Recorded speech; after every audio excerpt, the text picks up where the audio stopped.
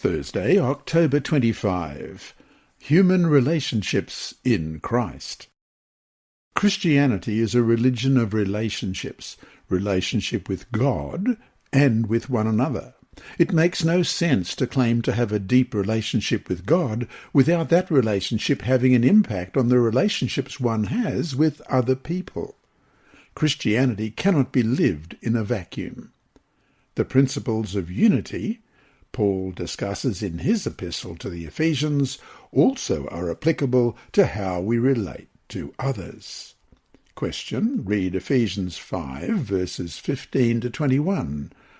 What is Paul saying to us in verse 21?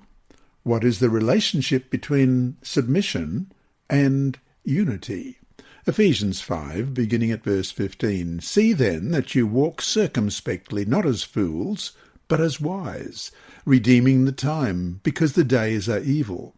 Therefore do not be unwise, but understand what the will of the Lord is, and do not be drunk with wine, in which is dissipation, but be filled with the Spirit, speaking to one another in psalms and hymns and spiritual songs, singing and making melody in your heart to the Lord, giving thanks always for all things to God the Father in the name of our Lord Jesus Christ, submitting to one another in the fear of God. Paul's exhortation to be submitted to one another is connected with the phrase being filled with the Spirit in Ephesians 5:18. One of the expressions of the infilling of the Spirit is submission to one another. This refers to the proper attitude of humility and thoughtfulness that we should have toward people.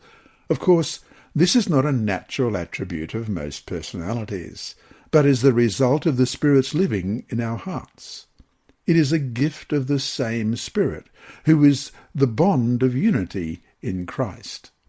Viewed from this perspective, submission is an inner quality that expresses our reverence for Christ and his sacrifice for us. Question. Read Ephesians 5:22 through to chapter 6, verse 9. What impact on our human relationships does this quality of mutual submission have in the home and workplace of a believer in Christ? Ephesians, beginning at chapter 5, verse 22. Wives, submit to your own husbands as to the Lord, for the husband is head of the wife, as also Christ is head of the church, and he is the Saviour of the body. Therefore, just as the church is subject to Christ, so let the wives be to their own husbands in everything. Husbands, love your wives, just as Christ also loved the church, and gave himself for her, that he might sanctify and cleanse her with the washing of water by the word, that he might present her to himself a glorious church, not having spot or wrinkle or any such thing, but that she should be holy and without blemish. So husbands ought to love their own wives as their own bodies. He who loves his wife loves himself. For no one ever hated his own flesh, but nourishes and cherishes it, just as the Lord does the church. For we are members of his body, of his flesh, and of his bones. For this reason a man shall leave his father and mother and be joined to his wife, and the two shall become one flesh. This is a great mystery, but I speak concerning Christ and the church. Nevertheless, let each one of you in particular so love his own wife as himself, and let the wife see that she respects her husband. Children, obey your parents in the Lord, for this is right. Honour your father and mother, which is the first commandment with promise, that it may be well with you, and you may live long on the earth.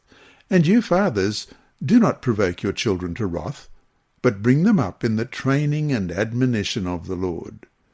Bondservants, be obedient to those who are your masters according to the flesh, with fear and trembling, in sincerity of heart, as to Christ, not with eye service as men pleasers, but as bondservants of Christ, doing the will of God from the heart, with good will doing service, as to the Lord, and not to men, knowing that whatever good anyone does, he will receive the same from the Lord, whether he is a slave or free. And you masters, do the same thing to them, giving up threatening, knowing that your own Master also is in heaven, and there is no partiality with him. To some extent, unity in the church depends upon unity in the home. Paul emphasized that the unity, love, and respect that should exist between husband and wife should exemplify the love of Christ toward the church, a self-sacrificing love. Thus, Christ-like respect in the home, as well as in the church, is required of husbands and wives and church members. This Christ-like attitude also is to be exemplified in relationships between children and parents, and between employees and employers, bondservants and masters.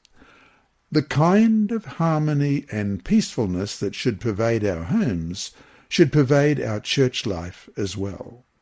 And so, to finish today, what principles can you take from the verses for today that can help you better understand how you should act, depending upon your situation, toward a member of your family or a co-worker?